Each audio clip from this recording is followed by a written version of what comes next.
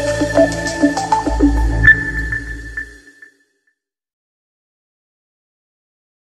दोस्तों, आज हम लोग सीखने वाले हैं कि जावा में इन्वायरमेंट वेरिएबल कैसे सेट किया जाए। पहले इस बात को समझा जाए कि इन्वायरमेंट वेरिएबल होता क्या है। तो मान लीजिए कि आजकल क्या हो गया है कल्चर की, ज़्यादातर बच्चे जो जावा को ऑनलाइन कंपाइलर पे ही रन करवाते हैं। तो ऑनलाइन कंपाइलर पे आप रन करवाते हैं, अच्छी बात है, लेकिन कई बार जब हमें खुद का पैकेज बनाना होता है या बहुत से कामों में हमें लोकल मशीन पे ही प्रोग्राम को टेस्ट करना होता है। तो ऐसे जो लोकल सिस्टम पे अगर हम प्रोग्राम को रन कराने जा रहे हैं तो हमें ये चेक करना होता है कि हमारे सिस्टम में जावा का पाथ इंस्टॉल्ड है कि नहीं। जैसे आप सबसे पहले तो ये चेक करें कि आपने जावा को इंस्टॉल किया है कि नहीं किया है। ठीक है, तो आप जावा आराम से डाउनलोड हो जाता है, आप जाकर के ओरेकल की साइट से जावा डाउनलोड कर सकते हैं। और उसके बाद जब आप इंस्टॉल कर लें तो आप चेक करें यहाँ पर माई कंप्यूटर के अंदर, दिस पीसी के अंदर, कि सी ड्राइव के अंदर, प्रोग्राम फाइल्स के अंदर जावा नाम का फोल्डर है कि नहीं। और जावा के अंदर ये दो फोल्डर होने चाहिए, जेडीके और जेआरई। कई बार क्या होता है जेआरई होता है जेडीके नहीं होता है, या जेडीके होता है जेआरई नहीं होता, तो गड़बड़ होती है। ये दोनों फोल्डर पहले होने चाहिए। इसका मतलब जब ये दोनों फोल्डर हैं प्रॉपर, तो इसका मतलब जावा आप में इंस्टॉल्ड है। ठीक है, अब होता क्या है कि जैसे आपने जावा का कोई प्रोग्राम लिखा और आपने कमांड प्रॉम्प्ट खोला, और जैसे आपने यहाँ पे जावा सी लिखा, तो जावा सी लिखते ही आप देख सकते हैं कि यहाँ पर अनरिकॉग्नाइज्ड कमांड कर रहा है। इसका मतलब जावा को पहचान नहीं रहा है।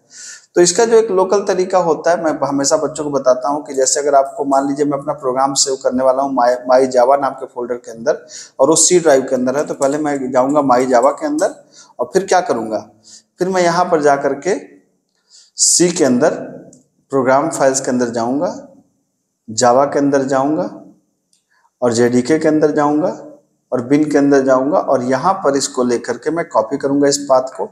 और कॉपी करने के बाद मैं यहाँ पे कह दूंगा set path is equal to path को मैं यहाँ पर पेस्ट कर दूंगा।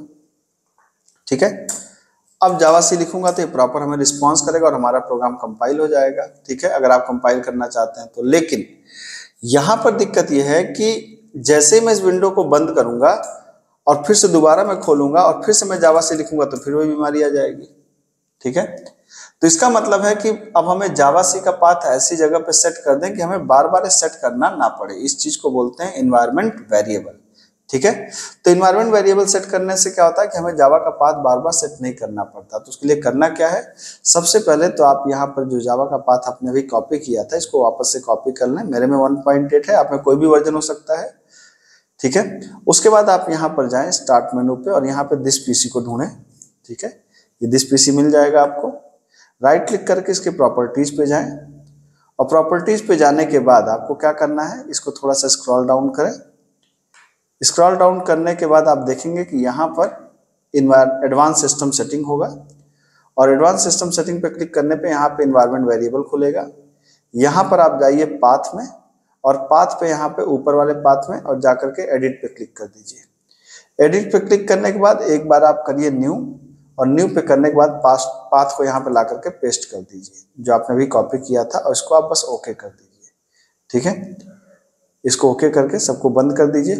अब क्या होगा कि कभी भी आप जावा का पाथ ओपन करेंगे, जैसे आपने जावा ओपन किया, कहीं पर भी जावा से लिखेंगे तो आप देखिए रिस्पॉन्स आ रहा है, बैड कमांड नहीं बता रहा है आपको कभी भी। ठीक है, तो इसका मतलब है कि अब ये इन्वायरमेंट वेरिएबल सेट हो गया, और जावा का पाथ आपको बार बार सेट करने की जरूरत नहीं पड़ेगी। तो इसको कर लीजिए अपने सिस्टम में। इससे आगे आने वाले ढेर सारे प्रोग्राम में हम इसको समझेंगे कि किस तरीके से इन्वायरमेंट वेरिएबल को सेट करके, क्योंकि लोकल मशीन पे ढेर सारे प्रोग्राम हम लोग करने वाले हैं। ठीक है, मिलते हैं अगले लेक्चर में। Thank you so much.